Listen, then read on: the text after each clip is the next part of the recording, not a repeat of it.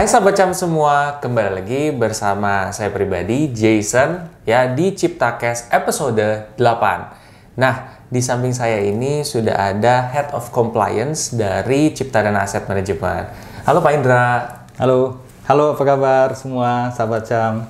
Oke, jadi nih gini Pak Indra, kita akan coba bicara soal cara investasi reksadana buat pemula nih. Karena kan banyak sahabat Cam juga yang masih pemula. Betul, oke. Oke, jadi ini kita akan coba diskusi dari motivasi orang awal tuh investasi secara general itu pada usia Bapak tuh apa sih Pak? Oke, jadi pertanyaannya sebetulnya adalah bukan saat ini kan, tetapi waktu dulu investasi itu gimana motivasinya? Jawabannya sebetulnya kebanyakan tidak tahu motivasinya apa. Oh gitu ya? Karena pada saat zaman saya mungkin istilahnya bahwa orang saat itu baru istilahnya mulai berinvestasi tanpa teredukasi seperti sekarang ya. Oh iya. Ya jadi kalau bisa dibilang dari banyak orang yang di sekeliling saya barangkali di lingkungan dan sebagainya, siapa sih yang sudah berinvestasi? Saya rasa saat itu hitung jari aja mungkin masih belum habis nih. Istilahnya begitu ya. Sedikit ya. Betul, sedikit. Contohnya paling gampang pada saat saya aja mulai berinvestasi, saya juga waktu itu nggak punya tujuan bahwa ini investasi mau apa. Jadi cuma coba-coba saya aja coba, betul. Karena istilahnya ini ada produk yang katakan mungkin baru dan sebagainya. Terus akhirnya waktu itu juga ada permintaan misal dari teman yang bergerak di bidang manajer investasi dan menawarkan ada satu produk nih namanya reksadana, saya coba. Begitu. Nah, berarti kalau Bapak zaman dulu kayak coba-coba, Bapak lihat sekarang gimana nih Pak? Karena kan sepertinya kondisi inklusi keuangan sekarang tuh jauh lebih baik Pak. Gimana? Ya itu betul sekali ya. Jadi maksudnya kalau kita lihat ya di waktu zaman saya dulu itu baru mengenalkan reksadana. Mungkin kalau mau melihat ya, mulai mengenal atau mendengar mengenai reksadana itu media-media barangkali 96, 97, 98 pada saat di awal undang-undang mengenai reksadana sendiri baru ada gitu loh. Dan mungkin saya sendiri kalau benar ya, sebentar ingat-ingat tahun 91 itu saya baru sorry 91. Kira-kira tahun 2001 itu saya baru melakukan yang namanya investasi ke reksadana. Dan pada saat itu kalau saya lihat yang lain apakah banyak? Enggak banyak. Lebih banyak itu kenapa saya berinvestasi tadi saya bilang karena saya tidak tahu, tapi ada teman yang bergerak di bidang manajer investasi menawarkan produk, ayo dong masuk, saya masuk. Itu waktu dulu. Tapi kalau sekarang saya lihat kan perkembangannya reksadana itu sudah banyak yang namanya edukasinya lah, terus kira-kira istilahnya gini lah, kalau dulu 100 orang ditanya reksadana, yang denger aja barangkali cuma, di bawah 10 ya, di bawah 10 orang. Kalau sekarang saya rasa kalau ditanya dari 10 orang, barangkali 9 atau 11 sudah tahu. 11 itu termasuk yang nanya juga udah tahu, gitu kira-kira. Jadi sebenarnya kalau sekarang tuh bisa disimpulkan udah makin ada improvement lah Pak ya? Betul. Jadi istilahnya reksadana itu bukan kata asing, istilahnya begitulah dibanding zaman dulu. Nah kalau Bapak kan tadi udah jelasin perbedaannya itu seperti apa. Nah kalau reksadana sendiri nih, mungkin buat sahabat Cam yang belum tahu pihak-pihak apa aja sih yang terlibat, apakah OJK, KSE atau gimana? Oke, kalau pihak-pihak yang terlibat kalau disebutkan kan mungkin agak ini ya, maksudnya agak ngebayanginnya mungkin nggak mudah. Boleh saya pakai analogi? Boleh. Jadi istilahnya gini, kalau analoginya misal kita mau berpergian itu biar gampang saya bilang adalah satu mau ke arah Bandung atau satu mau ke arah Lampung. Betul. Ya. Nah, ini kan adalah satu hal yang harus kita ketahui terlebih dahulu ya. Artinya kita mau menuju mana nih? Benar. Gitu. Terus sesudah itu misal kita milih ke arah Bandung. Nah, baru kita bilang kita ke Bandung mau naik apa ya? Pakai apa kita ke Bandung? Bisa jalan kaki, bisa naik motor, bisa naik mobil, atau hal yang lainnya. Namun kalau kita lihat bahwa katakan kalau semua pilihan itu ada konsekuensinya. Misalnya jalan kaki, ya siap-siap capek. Benar. Karena kan jarak ke Bandung jauh sekali dan barangkali apakah bisa sehari semalam saya kurang tahu. Saya juga belum pernah ke Bandung jalan kaki. Terus kedua adalah kalau misal naik mobil, berarti kesimpulannya bahwa saya harus punya mobil. Benar Pak. Berarti kesimpulannya lagi adalah bahwa saya harus keluarkan satu dana tertentu untuk budget mobil. Benar. Nah, supaya katakan itu tidak terjadi, apa yang bisa kita lakukan? Contohnya adalah kita naik bis. Ya, kenapa naik bis? Ya supaya katakan saya juga bisa nyari orang atau katakan barengan dengan orang-orang yang punya tujuan sama ke Bandung. Oke. Nah, pada saat katakan sudah sudah ada seperti itu kan, saya lihat trayeknya mana sih yang ke Bandung, oh ada, oke, saya ke sana. Lalu pada saat perjalanan bis itu kita lihat sendiri kan bahwa ada yang naiknya ternyata contohnya dari Monas. Terus ada juga yang barangkali masuknya dari Cawang. Terus ada yang di Cikampek, terus ada yang barangkali ya agak jauh lagi di sana, apa sih yang ke Jatiluhur dan sebagainya, baru ada akhirnya yang di Bandung. Jangan-jangan di tol Pastur pun itu masih ada yang naik gitu, karena dia mau ke dalam, ke kota Bandungnya, ke dalam. Itu contohnya. Nah, untuk itu kita perlu hal-hal apa sih? Satu, bis itu perlu pasti yang namanya supir. Yang tahu jalan Bandung. Kedua adalah karena tadi orang begitu banyak yang trayeknya beda-beda, istilahnya ada yang naik di sini, barangkali ada yang naik di sini nanti di sana turun dan sebagainya. Tapi tujuannya kita tahu Bandung, berarti harus ada orang yang menghitung bahwa katakan yang ongkosnya yang katakan naik dari Monas itu berapa, yang di Cawang berapa, turun di sini berapa dan sebagainya lah. Nah, kalau ini sudah jalan, apakah sampai ke Bandung? Ya berpengharapan baik sampai ke Bandung. Namun dalam perjalanan juga bisa terjadi hal-hal, misal lagi di tol tiba-tiba ada kemacetan atau barangkali ada pecah ban dan sebagainya. Artinya banyak hal-hal yang mungkin bisa merintangi orang untuk sampai ke Bandung. Tapi kita tahu tujuannya Bandung. Nah, di sini kalau kita analogikan kepada reksadana, biar gampang, itu kita lihat tadi ada beberapa peran. Peran yang pertama adalah misal, satu, kita ngomong ada tujuan Bandung. Tujuan Bandung itu apa sih? Reksadana punya satu tipe atau tujuan. Misalnya tujuannya adalah berinvestasi ke saham.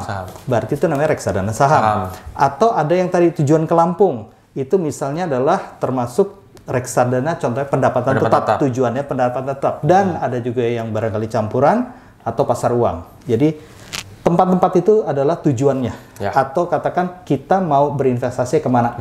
Itu reksadana pertama. Kedua, kita lihat tadi ada supir. Nah, supir itu apa sih? Orang yang tahu jalan ke Bandung dan sebagainya. Maka itu kita umpamakan dalam analogi ini adalah manajer investasi. Orang yang mempunyai pengetahuan untuk dapat menginvestasikan portofolio sesuai tujuan. Lalu berikutnya ada tadi saya bilang konektor. Nah, konektor ini siapa? Ini sebenarnya kan adalah yang mencatat, menghitung dan sebagainya. Dan ini adalah fungsi yang dipegang peranan oleh bank kastedian. Lalu berikutnya apa lagi? Katakan ada yang naik bis. Naik bis itu siapa? Itu adalah investor yang nanti menjadi pemegang unit penyertaan. Ya, ini kira-kira analoginya. Mungkin kalau ada yang tanya lagi, ada peranan yang lain nggak? Ada sih, misalnya contohnya OJK. Nah, OJK ini kalau di dalam analogi ini seperti apa? Sebenarnya simpel. Orang yang menyetujui si supir mempunyai trayek ke Bandung. Berarti dia adalah yang mengatur mengenai, trayeknya harus lewat sini, ada aturannya dan sebagainya. Nah, terus tadi kita juga ngomong lagi kan, bahwa ada hambatan, misal katakan kemacetan atau pecah ban dan sebagainya. Nah, itu adalah dalam perjalanan reksadana itu juga bukan mulus.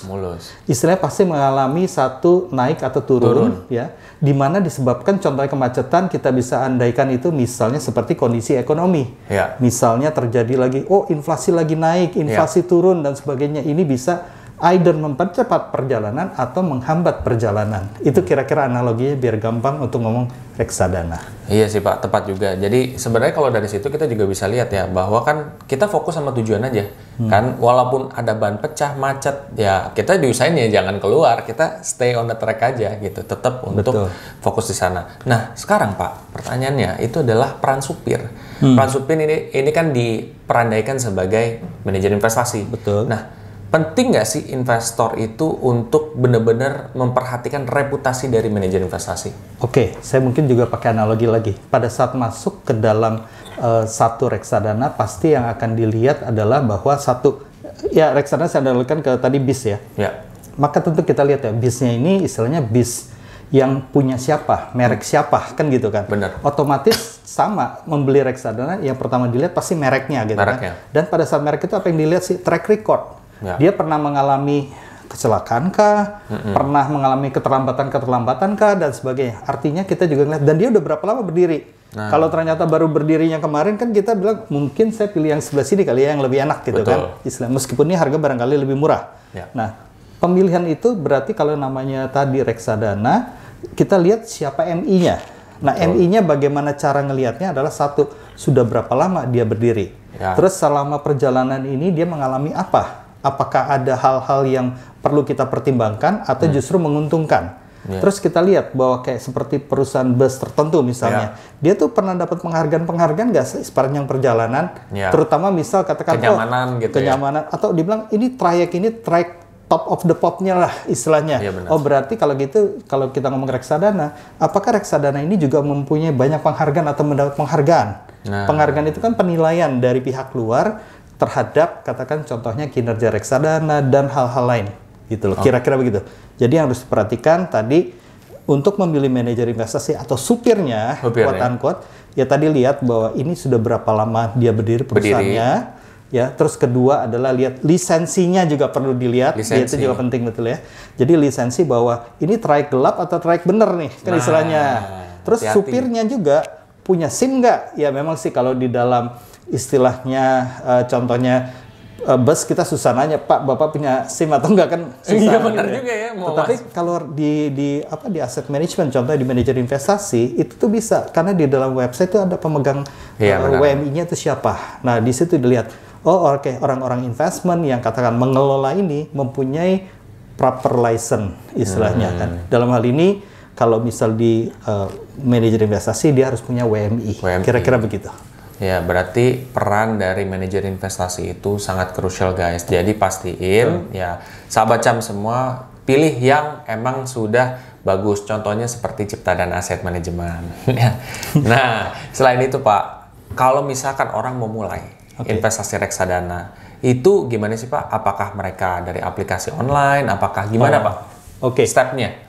Saya rasa step yang paling pertama adalah sama seperti tadi bis ya, saya analogi. Yang pertama adalah harus milih dulu kan, tujuan saya mau kemana? Mau ke Bandung atau ke Lampung? Mau reksadana saham atau ini? Kan istilahnya. Nah, tapi kalau di dalam katakan pemilihan ini, saya mungkin lebih jauh lagi, tujuannya dia untuk berinvestasi ini untuk apa sih? Istilahnya, apakah misal contohnya untuk pendidikan anaknya, atau untuk barangkali menikah, atau barangkali pensiun, atau emergency fund, atau apa gitu loh. Jadi itu harus jelas dulu tujuan.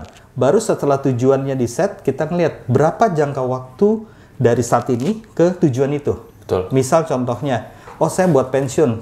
Sekarang usia saya berapa? Misal, saya memudahkan diri nih ya, 20 tahun gitu, 20 tahun. Usia pensiun berapa? Misal 55 tahun. Berarti ada sekitar berapa tuh? 35 tahun. 35 tahun. Nah, berarti itu jangka waktu. Nah, baru dari jangka waktu itu kita lari ke dalam instrumen apa yang paling tepat. Untuk bisa jangka waktu tersebut dan tujuan itu. Misalnya jangka waktu tadi 35 tahun, maka yang tepat adalah contohnya reksadana saham. Misalnya seperti itu. Baru setelah itu masuk ke dalam pemilihan reksadana saham mana yang akan kita pilih. Nah itu tadi kan reputasi dan sebagainya. Termasuk juga istilahnya bahwa produknya tuh mana yang cocok, kira-kira gitu. Karena di dalam reksadana saham pun itu dilihat ada jenisnya, ada yang agresif, ada yang istilahnya konservatif atau ngikutin cuma dalam arti indeksnya. Itu contohnya ya kan. Nah, baru dari situ kita lihat, kita pilih yang tepat yang mana. Dan sesudah pemilihan yang tepat yang mana, yang paling penting langkahnya adalah lakukan. Karena kalau kita tidak lakukan, kita cuma bermimpi. Gitu, kita tidak pernah mencapai tujuan. Nah, setelah dilakukan, langkah terakhir adalah lakukan pengecekan secara berkala. Evaluasi lah ya. Betul, evaluasi. Karena kita juga istilahnya pada saat masuk ini tepat nggak tadi? Bener nggak nih tujuannya ke Bandung? Kita lihat pakai misal GPS. GPS itu kan kayak trackernya kan gitu kan. Nah, dalam hal ini misal indeks. Indeksnya dia sesuai indeks nggak? Sesuai dengan tujuan kita nggak? Let's say melakukan pengamatan itu juga bukan setiap saat, karena kita bukan supir, ingat ya. Gitu. Kalau tidak pakai supir, artinya kita tidak perlu sebenarnya lihat GPS setiap saat. Kita cuma ngelihat adalah sewakali-kali, misalnya sebulan sekali, pada saat ada laporan kinerja kita lihat. Oke, masih sesuai. Bulan depan lagi baru lihat, bulan depan lagi baru lihat. Jangan setiap hari dilihatin. Setiap jam dilihatin lebih-lebih lagi, karena nggak berubah. Benar. Kan istilahnya begitulah. Benar. Jadi mungkin yang saya bisa tambahin di sini adalah kalau misalkan kita berinvestasi reksadana tuh baiknya kan kita pasif. Ya pasif dalam arti ya kita nggak seperti kita berinvestasi di saham misalkan yang kita harus aktif. Karena kita mempercayakan si supir nih ya atau si manajer investasi nih dalam mengelola investasi kita. Betul Pak? Betul sekali. Oke. Nah mungkin ada pesan-pesan Pak buat sahabat CAM semua? Oke, yang pertama barangkali tadi ya, sebelum berinvestasi tentukan tujuan investasi, tentukan jangka waktu yang seperti sudah disebutkan. Berikutnya adalah kita lihat instrumen yang tepat apa untuk jangka waktu ini, lalu pilihlah baik manajer investasi maupun produk yang tepat dan lakukan, serta yang terakhir adalah lakukan pengecekan secara berkala. Kira-kira begitu. Thank you banget Pak Indra atas infonya buat teman-teman semua ya, atau buat sahabat CAM semua yang setelah ini tertarik untuk mengikuti sosial media daripada Cipta dan Aset Manajemen. Coba aja cek di kolom deskripsi di bawah ini. Dan buat kamu yang mau mulai investasi bisa juga cek di kolom deskripsi di bawah ini. Sampai jumpa!